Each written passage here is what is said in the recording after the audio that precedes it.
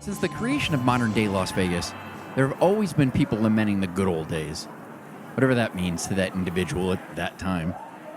Determining what is considered good is about as subjective can be. Most people today will point to the time before the Strip was primarily owned by two companies, MGM Resorts and Caesars Entertainment. While the benefits of consolidation are obvious, potentially the best thing about it is the story of how it all happened. To do that, we're going to have to trace back to how these assets exchanged hands before finally ending up in the corporate portfolio they are currently a part of. To keep the story clean and the timeline defined, we're only going to focus on the majority owners and only their moves in Vegas. We're calling this the Great Consolidation of Las Vegas. When corporations moved into the gaming industry, most of the individual properties had different owners, and few owned more than one. While there were casino acquisitions as far back as the mob days, Howard Hughes is technically the first time a company, or in this case a man, that made his name outside of gaming, Las Vegas, or even the hospitality industry, bought into the market with his purchase of the Desert Inn in 1967. Due to Hughes' reclusivity and armed with billions to spend, the way gaming licenses were awarded had to be changed. Previously, an individual applied for a license and was required to appear before the board in a public hearing. New legislation changed these requirements to not only accommodate Hughes, but to make casino ownership something a corporation could do. It would be logistically impossible to ask all the stockholders of a company to apply for a gaming license. Companies needed to be awarded gaming licenses, not individuals. But Howard was really just one man. His legendary land grab only consolidated the properties he purchased for a time. After his death, the Sumer Corporation, a company created to handle his vast assets after he sold the Hughes Tool Company in 1972, began to sell off his Nevada assets to various parties. That began in 1977 and lasted through the 1980s. The first corporation to buy into the Las Vegas market was a fast food restaurant chain named Lums. In 1969, they bought Caesar's Palace from Jay Sarno for $58 million. In 1971, Lums owners decided they wanted to focus on being a gaming company, so they sold off their 350 restaurants to the owner of Kentucky Fried Chicken and renamed themselves Caesar's World. Now let's set the stage for all the players that would reshape Las Vegas ownership. It can be argued that the Hilton started the Great Consolidation when they bought the International and the Flamingo from Kerkorian in 1970. Kerkorian decided he wanted to build a new resort just off Strip, on Paradise Road. However, he had no experience running casinos, so he bought the Flamingo in 1967 to practice while building the International. After encountering financial troubles shortly after the International opened, he decided to sell to Hilton. This was the first time a company that didn't already primarily do business in Las Vegas or the gaming industry made its introduction into the market by purchasing two existing properties in it. Hilton renamed the International after themselves, and the Flamingo became the Hilton Flamingo. In 1988, Hilton closed a portion of Flamingo's parking garage next to Imperial Palace and built a new casino named O'Shea's. After Kerkorian sold the International in 1971, he didn't stay out of the Vegas gaming market long. He returned in 1973 and built the first MGM Grand on the corner of Las Vegas Boulevard and Flamingo Road. 7 years after it opened, the property experienced the deadliest fire in Las Vegas history in 1980. After undergoing extensive renovations that made it the safest hotel in the world, Kerkorian couldn't shake the tragedy and wanted to distance himself from it. So he decided to sell the property to Bally's in 1986 for $594 million. Bally's was a company that made their name in other industries, but had a diversified portfolio. Their introduction into gaming started in Atlantic City. The MGM Grand, which would be renamed Bally's, would be their first casino in Las Vegas. While Bally's was continuing to expand their brand, not only in other industries, but in gaming, they announced their plans to build a Paris-themed hotel casino next door to their Las Vegas property for $760 million in 1995. It would open in 1999. In 1937, Bill Harrah opened a bingo parlor in Reno and went on to build a Nevada gaming empire. Interestingly enough, when E. Perry Thomas spearheaded the movement to change Nevada gaming regulations to become more corporate friendly, its biggest opponent was Bill Harrah. At the time, Bill Harrah was potentially the most respected casino owner in the state, if not in history. It was only after his longtime lawyer and close friend convinced him that being a corporation was the only way he could protect his company's legacy in the event of his death did he begin to support the legislation. In 1980, years after his death, Holiday Inn bought Harrah's. In 1990, Holiday Inn spun off some of its assets, including Harrah's, into a company called Promise. In 1992, Harrah's would make its debut in Las Vegas when the Holiday Casino at Holiday Inn was remodeled from its riverboat theme into a Mardi Gras-inspired motif and renamed Harrah's. In 1995, Promise spun off all its gaming entities into Harrah's Entertainment. In 1999, Harrah's Entertainment relocated their corporate office from Memphis, Tennessee to Las Vegas and were looking for a more appropriate space to set up their corporate headquarters. With Bellagio recently opening and Mandalay Bay under construction, Harrah's needed a foot in the high-end market. Buying Rio would not only give them that, it would be a far better place to call their corporate headquarters than the Harrah's property on the Strip. So, they bought Rio for $888 million. After selling the first MGM Grand to Bally's, Kerkorian again didn't stay out of the Las Vegas market very long. He returned in 1987 and purchased the Sands and the Desert Inn.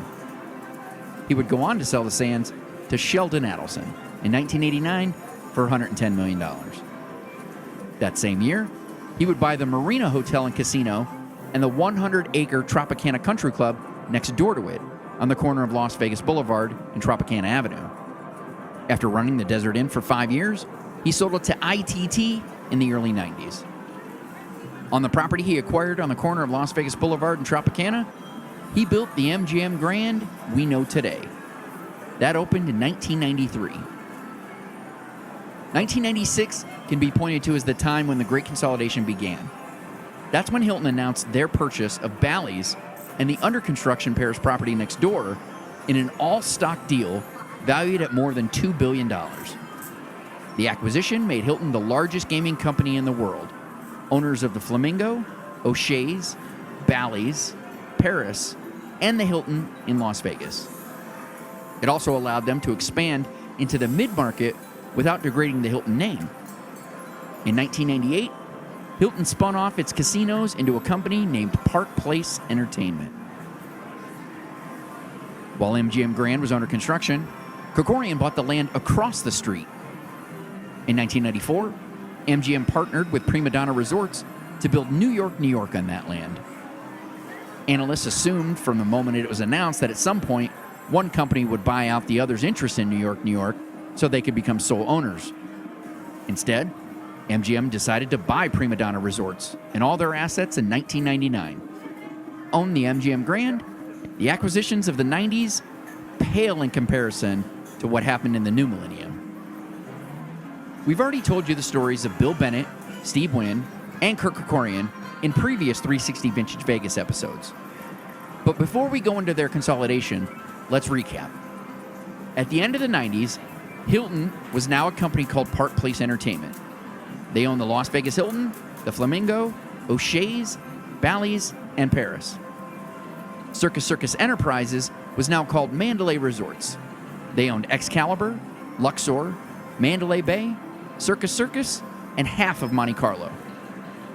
Golden Nugget Companies was now Mirage Resorts.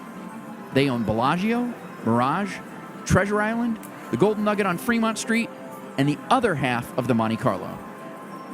MGM owned the MGM Grand and New York, New York, while Harrah's owned the Rio and Harrah's. Now the real fun begins. In 2000, Park Place Entertainment, formerly Hilton, bought Caesars World for $3 billion. The reason why we've not mentioned much about Caesar's Palace until this part in the story is because they weren't interested in expanding in the Vegas market.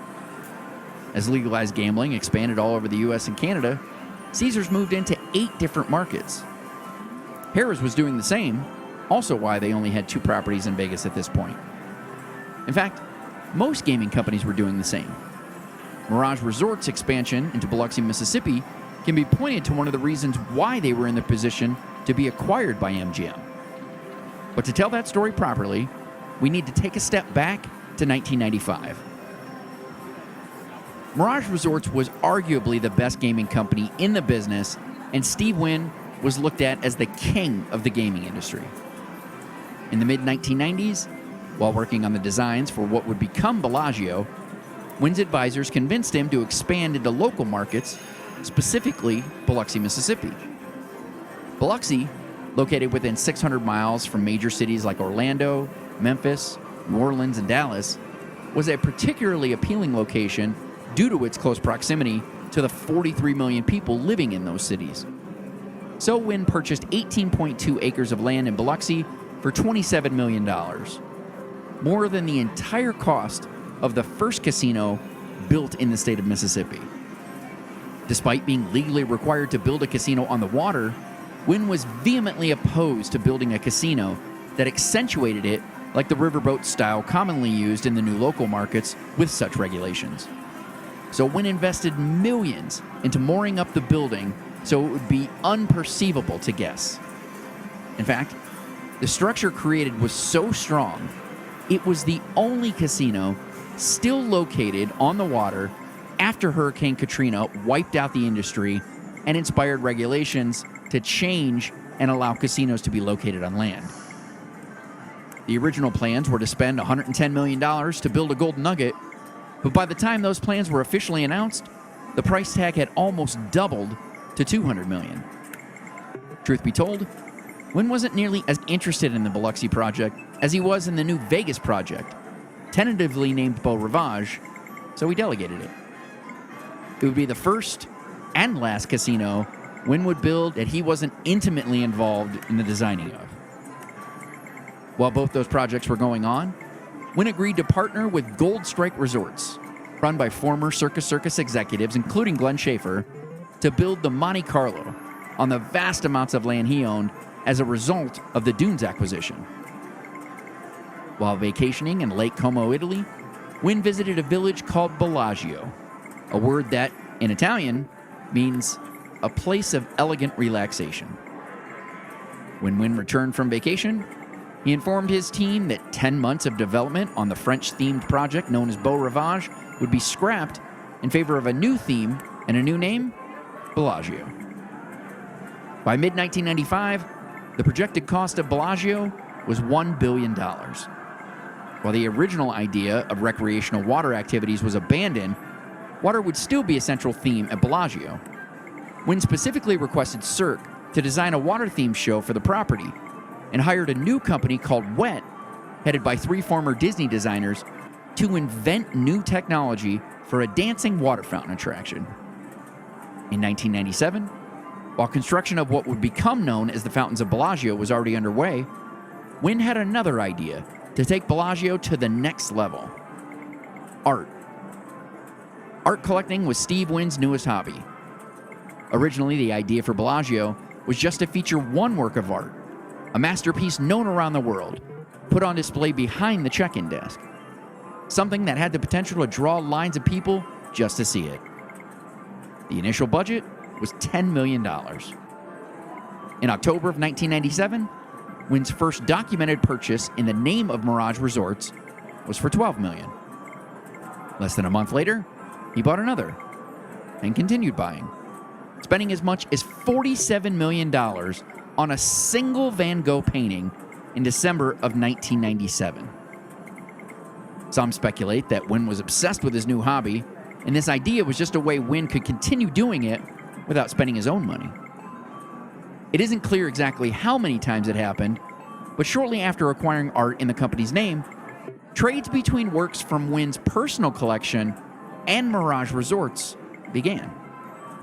In addition, similar to Kerkorian buying land, then leasing or selling it to MGM Resorts, Wynn would also lease his personal works to Bellagio for a fee. His intention to display fine art in a casino slipped out at an art auction and served as a brilliant way to advertise to the affluent visitor he hoped to draw to Bellagio.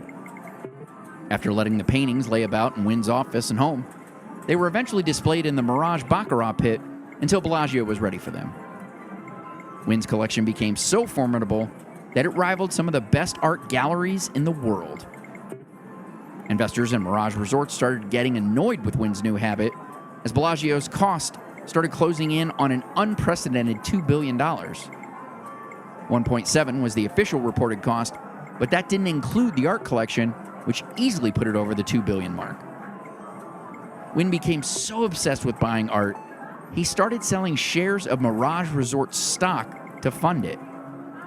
In February of 1998, Wynn sold off 3 million shares for roughly $72 million, diluting his controlling interest from 15.8% to 14.2%. When it was announced a month later that Bellagio's opening date would be pushed back from March of 98 to October, Wall Street became uneasy, and as a result, Mirage Resorts stock prices began to fall. As projections put Bellagio's return on investment at 17%, or the lowest since Wynn started building in Vegas, the once highly anticipated Bellagio started to look like a mistake. Making matters worse, Wynn started selling off personal assets to continue funding his art buying, including another 2 million shares of Mirage stock in August of 98, bringing his interest in the company down to 11%. Wynn appeared either oblivious or simply unsympathetic to investor concerns, fueling speculation that Wynn was becoming unhinged. Stories began to surface that he had been touching his million-dollar paintings with his hands, something that is considered a basic art collector no-no because of the unrepairable damage oil and acids found on the skin can do to a painting. Flippantly, Wynn not only confirmed rumors, he acknowledged these rules and, without logic, somehow implied the rules didn't apply to him. Once Bellagio opened on October 15, 1988, Wynn finally turned his attention to the Biloxi project, now renamed Beau Rivage, only to find out that the price tag had more than tripled to $680 million. Plans for 1,200 plus rooms became 1,700 plus.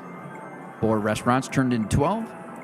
A 31-ship marina stocked with speedboats for high rollers was built for $10 million without even consorting with Wynn about it. Similar to Bellagio, it even had a large conservatory stocked with 7 mating pairs of finches to provide authentic birdsong. To keep Wall Street in the dark, earnings projections were adjusted to levels you couldn't earn in Vegas at that time, let alone Biloxi. The Biloxi team unsuccessfully tried to work with other casino operators in the area to subsidize flights to Biloxi. Eventually, they shouldered the cost themselves and struck a deal with AirTran. To advertise the property, Wynn tapped Elizabeth Taylor to be the voice of the commercials. However, her exaggerated Southern accent offended Mississippians. People argued the commercial seemed to insinuate that Mississippi had nothing to offer until Wynn came to town. Beau Rivage opened March 15, 1999, and at first, everything looked fine. In addition to the new properties, word that Wynn was working on a new resort for Atlantic City had given the stock price a bump. The first quarter earnings call promoted the company's success, especially Bellagio, and its $282 million in revenue, believed to be a record at the time, carefully avoiding the fact that the net income of Mirage Resorts had plummeted to $1.5 million, down from $38.1 million the year before, largely due to the cost overruns of Beau Rivage. It was also not disclosed that the first flight to Biloxi from Nashville that Mirage Resorts heavily subsidized to the tune of $5 million in the month of March alone only had 1 passenger on the 105-seat plane. The affluent clientele they expected to attract didn't show up because they didn't see anything glamorous about spending their free time in Biloxi.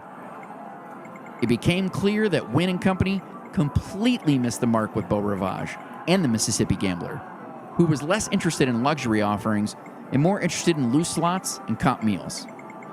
They found the luxury spa alienating and the food offerings too posh.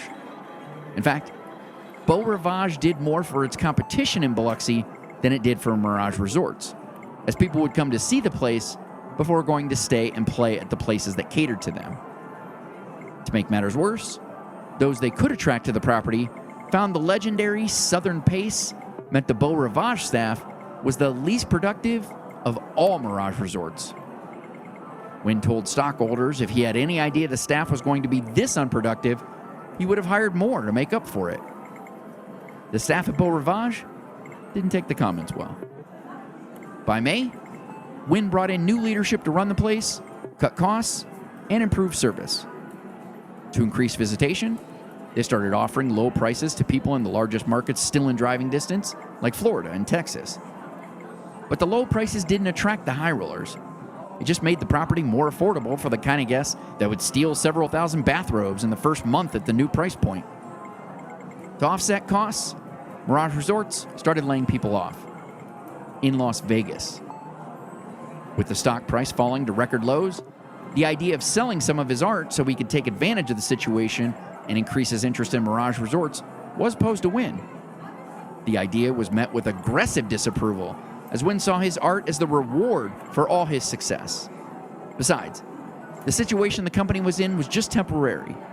Once they had addressed their missteps, it wouldn't be long before the company was back to business and profitability as usual. But Harrah's made more problems for Mirage Resorts when it opened its new casino in New Orleans at the end of 1999. Instead of following Wynn's model with Beau Rivage of trying to bring something to the South it never had, Harrah's New Orleans gave them everything they wanted. Unlike Wynn, Harrah studied the market, its history, its politics, and made sure their new casino catered to all of it. Wynn's frustration began to show when he admitted to investors, quote, "We spent too goddamn much on Beau Rivage." The frankness of his statement wasn't the only thing that surprised investors. What he said seemed to fly in the face of everything Wynn had ever done. He always spent too much on his properties, and they always did more than anyone could have imagined. Making matters worse, he went on to mock those that bought company stock at $20 and, in an attempt to cut their losses, recently sold as the price fell by saying Mirage Resorts was looking for smart investors that could weather a few storms. By July, Mirage Resorts company stock hit an all-time low, falling to $15.25 a share, a 25% drop in 1 month. The following week, Wynn made the situation worse. While talking to investors at Goldman Sachs, a company who, less than a month prior, purchased 16.6 million shares of Mirage Resorts at $25 a share. At this point, Wynn was tired of people questioning how the company was doing.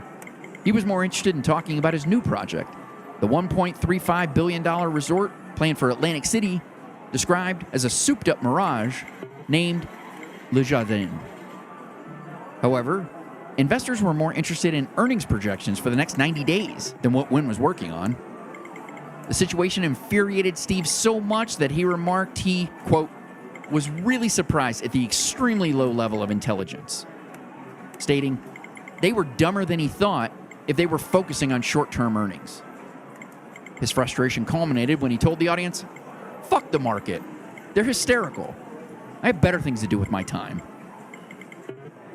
It's unclear what really happened, but the story goes, Wynn was informed by one of his mid-level managers about the practice of forecasting. Forecasting is when a public company shares its financial estimates with analysts before making them public. It was done to help analysts accurately forecast earnings and, in turn, allow investment firms to advise their clients about them. Having this sort of insight in the market made a lot of analysts very rich. The practice, while common at the time, was technically insider trading and illegal. But regardless, it was how things were done at the time. Upon learning of it, Wynn informed his guys to stop the practice immediately. Some believe Wynn's ethical awakening was more to do with a desire to hide Mirage Resort's struggling numbers at Beau Rivage. Whatever the reason, Wall Street wasn't happy about it and downgraded Mirage Resort's stock, which in turn further frustrated Wynn. who ended up firing his CFO as a result. A move that shocked Wall Street and reacted to the news by trading 11.4 million shares at around $12 per share. Kerkorian bought 10 million of those shares. And considering this is exactly how Kerkorian acquired many of his previous assets, speculation of a Mirage Resorts takeover began. A few days later, Wynn approached Kerkorian and informed him he had no interest in letting him take over Mirage Resorts. Not wanting to do anything unfriendly, Kerkorian backed off and looked to unload his stake in Mirage Resorts. However, when Wall Street got word that Kerkorian bought big, the stock price was upgraded to $15 per share, and Kerkorian made a nice profit.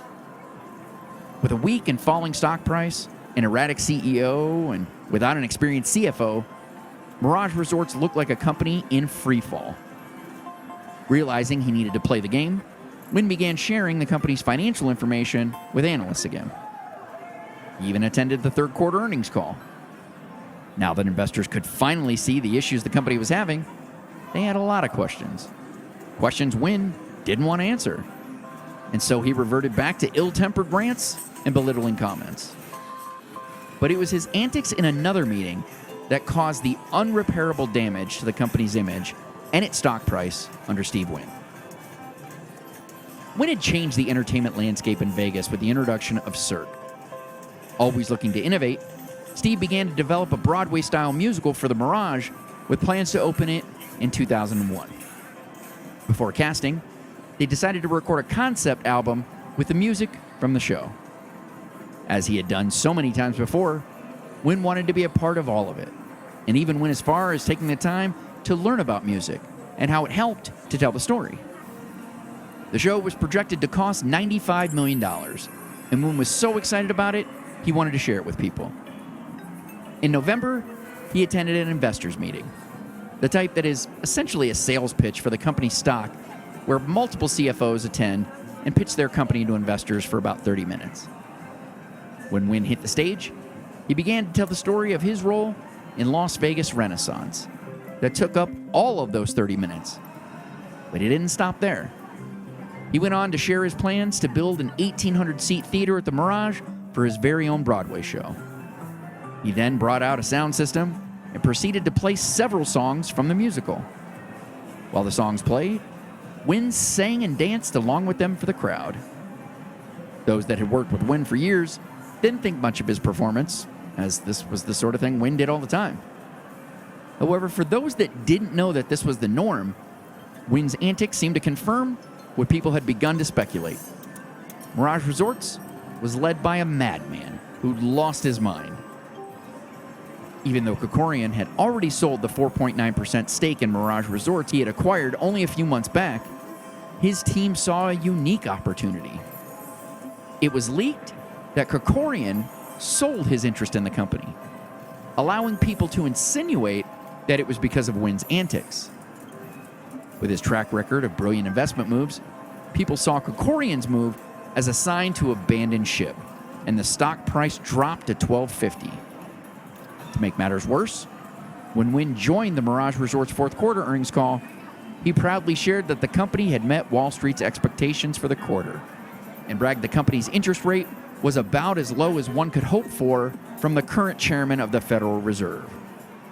However, the name of the Federal Reserve chairman Wynn referenced had stepped down from that position more than a decade ago.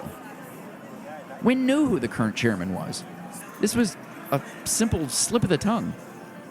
But regardless, it only further supported that Wynn was oblivious to what was going on in his company and the market.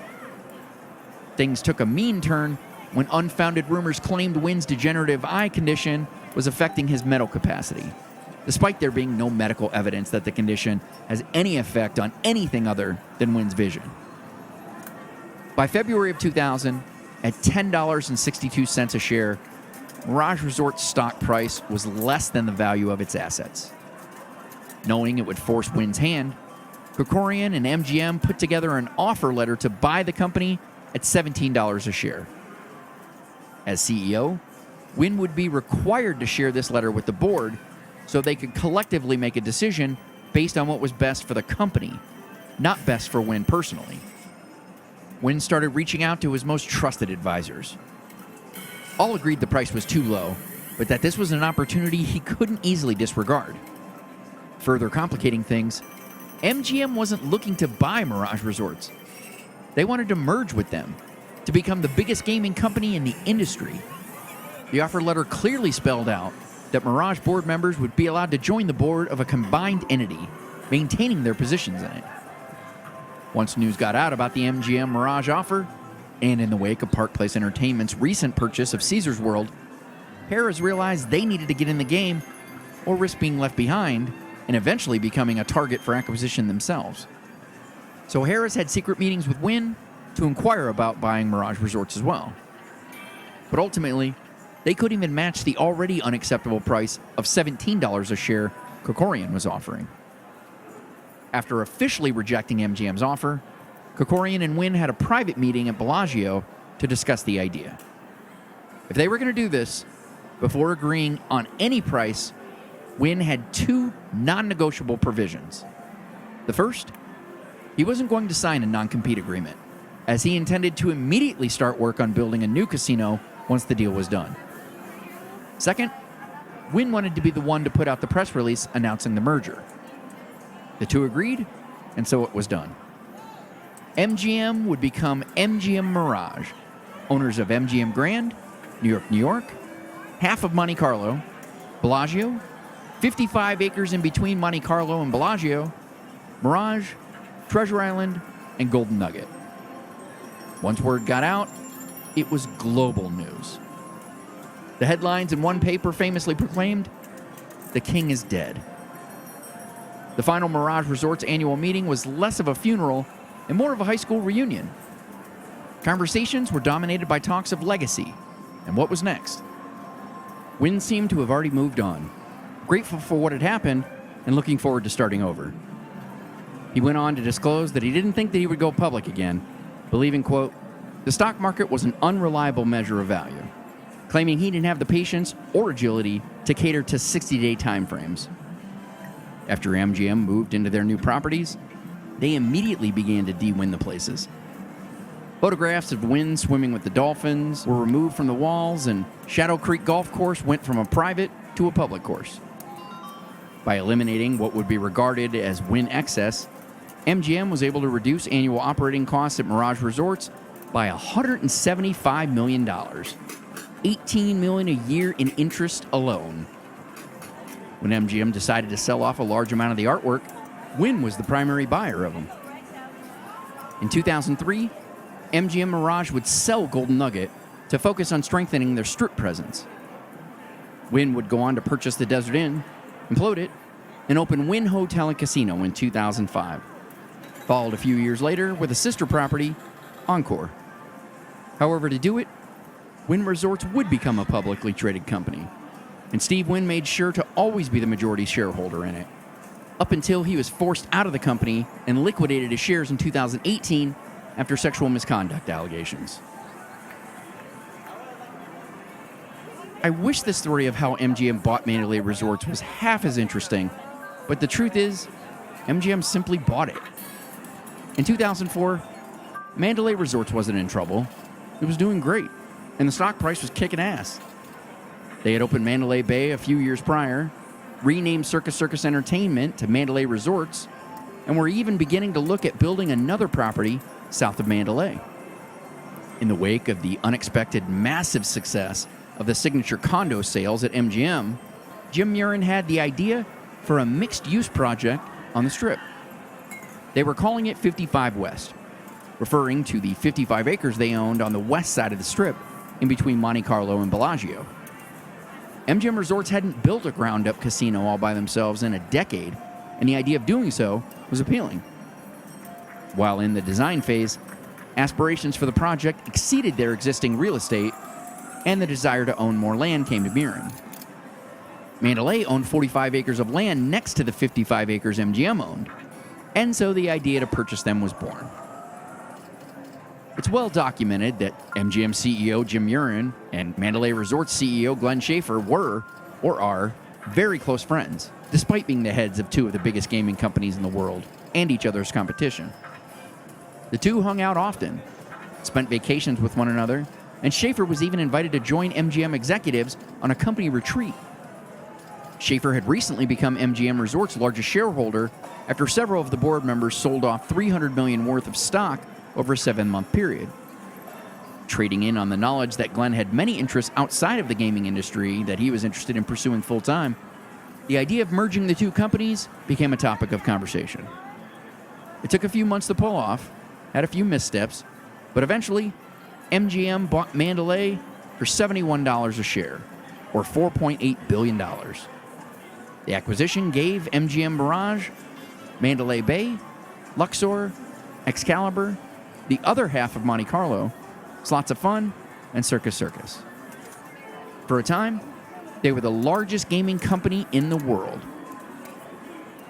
The natural inclination of someone unhappy with the great consolidation is to vilify Glenn Schaefer. Rather than continuing to be one of the best-run gaming companies in the world, he allowed competition to be reduced by selling to his buddy. But it boils down to this. In business, everyone has a price. And as a student of business, Glenn Schaefer got to live the American dream. As a young man, he worked hard, joined a growth industry, and helped develop a company into one of the best in gaming history, eventually becoming a part of the largest gaming company in the world. A deal he was fortunate enough to be able to do with a close friend. That deal would allow him to retire young and pursue other passions. We should all be so lucky. Despite being a well-established brand around the U.S. markets as the gaming industry expanded into new states, Harrah's Entertainment wasn't considered much of a player in the Vegas market until Gary Loveman entered the picture. Gary Loveman was a Harvard Business School professor for almost a decade.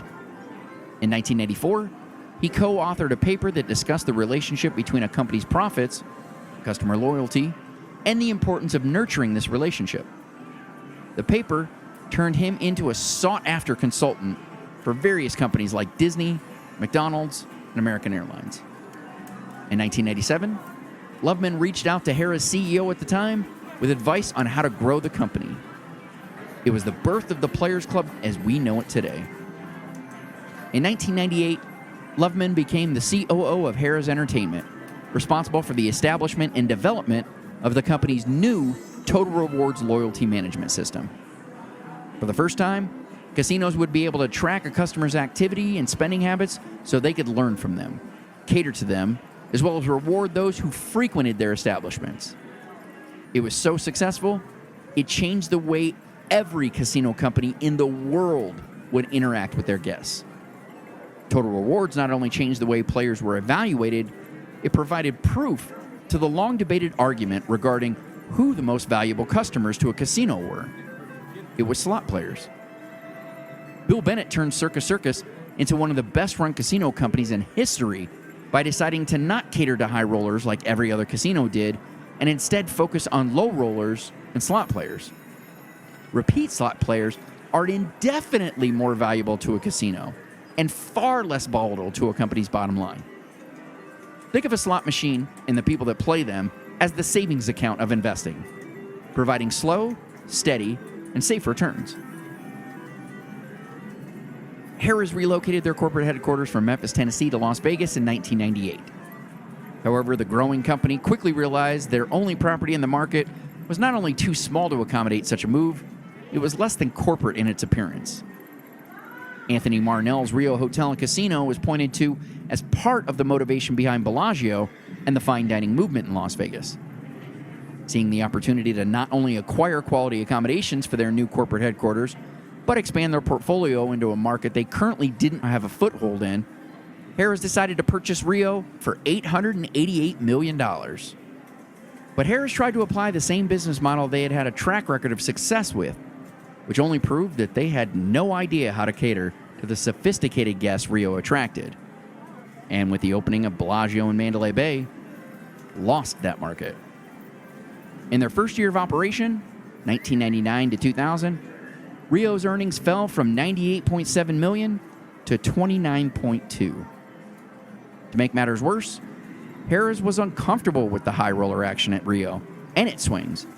so they shut down the high-limit area at the property. Without having access to the sort of clientele that enjoyed such amenities, they eventually lost its fine dining options as well. It took 4 years for Rio to return to the kind of numbers it did prior to Harrah's, but the property was never the same. The popular sentiment was, Harrah's ruined Rio. Loveman took full responsibility for getting in over his head and being unprepared to cater to a new audience. Despite the misstep with Rio, Harrah's was killing it in the locals markets opening up all over the U.S. In fact, their total rewards program was accused of making a science out of exploiting addictions to gambling, rewarding people for losing, and encouraging those who couldn't afford to play more. While other properties would offer rooms and amenities to try and get guests to stay at their property, believing just getting them to stay at the property would get them to gamble there, Harrah's took a different approach. Harrah's would only reward loyal customers and charge outrageous rates for everyone else, rivaling those of the highest available in the market for basic accommodations. More than half of Harrah's revenue came from Total Rewards members who stayed and played at more than one of their properties, which at the time meant when people weren't in Vegas, they were playing at their local Harrah's property.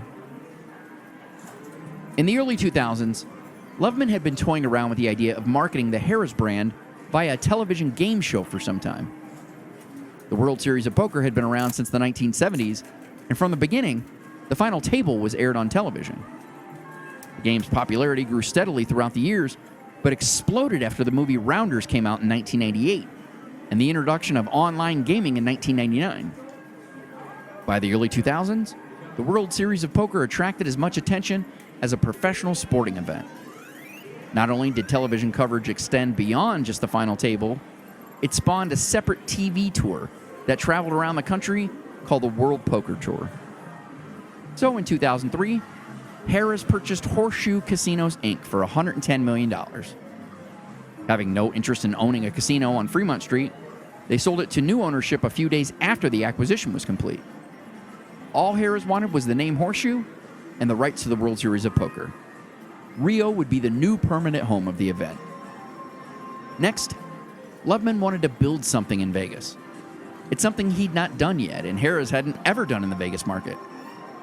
He was so focused on the idea that when the opportunity to purchase Caesars first came to him, he had no interest. After Hilton spun off into Park Place Entertainment in 1998, the brand went through a series of missteps, and by 2002, was one of the most underused in the industry. Stating it wanted to focus on its key assets, in 2003, Park Place sold the Las Vegas Hilton to Colonial Capital for $280 million. However, it appears it was just the beginning, because in 2004, Park Place renamed itself Caesars Entertainment Inc. and was actively shopping its portfolio around to potential buyers. Kerkorian's purchase of Mandalay Bay made it clear to Loveman that building one property wouldn't be enough growth for Harrah's. Not only would it take several years to complete the project, but with Vegas visitation breaking annual attendance records year after year, Harrah's loyal guests had very few options when they came to town. Once talks began with Caesars, Loveman got a chance to look at their books. He learned Caesars Palace was expected to make $150 million that year. By comparison, that was only $15 million less than Harrah's was expected to make. Despite their mismanagement of Rio, Loveman couldn't help but think they could be doing a much better job if they were running Caesars. So buying Caesars not only became appealing, it began to look necessary to continue to compete in the market they were vastly outnumbered in. In July of 2004, Harrah's agreed to buy Caesars for $9.4 billion, instantly making them the biggest gaming company in the world and in history. In Las Vegas alone, Harrah's now own their namesake, O'Shea's, Flamingo, Bally's, Paris, Rio, and Caesars Palace. Wall Street apparently hadn't moved on from the Rio issues because Harrah's stock price dropped 10% after the acquisition was announced. The lack of a sideshow of handshakes and photo opportunities traditionally a part of such a deal didn't help. With the benefit of previous failure, to capitalize on their new opportunity to cater to a high-end market, Loveman went into Caesars prepared to learn about their customer so they could develop a way to better service them. What he learned? High rollers did much more than gamble. They would spend money on exclusive experiences. They would pay for hotel suites, fine dining, spa treatments, entertainment. Gambling was just one of the reasons they came to Las Vegas. Loveman had to admit that the reason they failed at retaining Rio's share of the high-end market was that they were so focused on gambling, they ignored what attracted that crowd. This epiphany forced him to look at each of his new properties with perspective. Instead of assuming he already knew how to run a casino, he had to admit that he knew how to run Harrah's. The encouraging thing was that all one needed to do to determine how to cater to a demographic was to observe the data they inherited from former ownership. Through the numbers, you could learn just about anything you needed to know to successfully attract that market. The Caesars purchase gave Harrah's a foot in the door of every conceivable demographic in the gaming market. Well, almost. In 2005, they purchased Imperial Palace for $370 million. Then secured ownership of all the properties east of the Strip, from Harrah's to Paris, when they acquired Barbary Coast from Boyd Gaming in 2007. Boyd wanted to expand their footprint into the land formerly home to Westward Ho for their new project, Echelon, in development on the land formerly home to the Stardust. So they traded Barbary Coast to Harrah's for the Westward Ho land. Then in 2009, Harrah's extended that East Strip domination by purchasing Planet Hollywood for $306 million. In 2010, Harrah's would rename themselves Caesars Entertainment. With the exception of Tropicana, every single casino property from the southernmost point of the Strip, Mandalay Bay, to as far north as the Mirage were owned by just two companies, MGM Resorts or Caesars Entertainment. Cosmopolitan would eventually break up that monopoly with their little 4.4-acre piece of the pie, but still, with the addition of Aria at City Center, 18 of the 29 properties on the Las Vegas Strip belong to two companies. And that's if you include SLS and Stratosphere, which some argue are as off-strip as Rio and Palms, in relation to their distance to the last closest property to them on the Strip. So let's recap. In 1967, Kerkorian buys the Flamingo. In 1969, Kerkorian builds and opens the International. 1971, Hilton buys the Flamingo and the International. 1973, Kerkorian builds the first MGM Grand. 1986, Bally's buys the MGM Grand. 1988, Hilton builds and opens O'Shea's. 1996, Bally's begins construction on Paris. Also in 96, Hilton buys Bally's and Paris. In 1998, Hilton casinos are renamed Park Place Entertainment. In 1999, Paris opens. In 2000, Park Place buys Caesars. In 2003, Park Place sells the Hilton.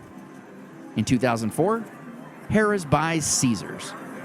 In 2005, Harrah's buys Imperial Palace.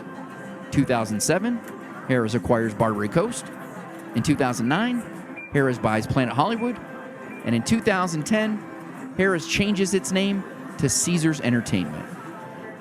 Caesars Entertainment's great consolidation consists of 8 properties on the Strip: Planet Hollywood, Paris, Bally's, Cromwell, formerly Barbary Coast, Flamingo, Link, formerly Imperial Palace and O'Shea's, Harrah's, and Caesars Palace. Now let's recap MGM Resorts' great consolidation. In 1989, Golden Nugget Companies, aka Steve Wynn, builds the Mirage. In 1990, Circus builds and opens Excalibur. In 1991, Golden Nugget Companies is renamed Mirage Resorts. In 1993, Circus builds and opens Luxor, Mirage Resorts builds and opens Treasure Island, and MGM builds and opens the second MGM Grand. In 1994, Mirage Resorts partners with Gold Strike Resorts to build Monte Carlo. In 1995, Circus buys Gold Spike Resorts, which comes with half of Monte Carlo. In 1986, Monte Carlo opens. In 1997, MGM builds and opens New York, New York. In 1998, Mirage Resorts builds and opens Bellagio. In 1999, Circus builds and opens Mandalay Bay and changes their name to Mandalay Resorts. In 2000, MGM buys Mirage Resorts, giving them Bellagio, the Mirage, Treasure Island, and half of Monte Carlo. That year, they renamed themselves MGM Mirage. In 2005, MGM Mirage buys Mandalay Resorts. That purchase gives them Mandalay Bay, Luxor, Excalibur, Circus, Slots of Fun, and the other half of Monte Carlo. In 2008, MGM sells Treasure Island. In 2009, MGM builds an open city center. In 2010, MGM Mirage renames themselves MGM Resorts. MGM Resorts' Great Consolidation consists of 11 casinos on the Las Vegas Strip. They are Mandalay Bay, Luxor, Excalibur, MGM Grand, New York, Monte Carlo, now known as Park MGM, Aria City Center, Bellagio, Mirage, Slots of Fun, and Circus. No other company owns more than 2 properties on the Las Vegas Strip. That's 62% of the casino options on Las Vegas Boulevard. 2 of the 4.1 miles of the Strip. 3.1 if you consider Circus the end, and 2.6 if you consider Encore. Of the 83,000 plus rooms in Vegas, almost 60,000 are owned by 2 companies. That's 72%.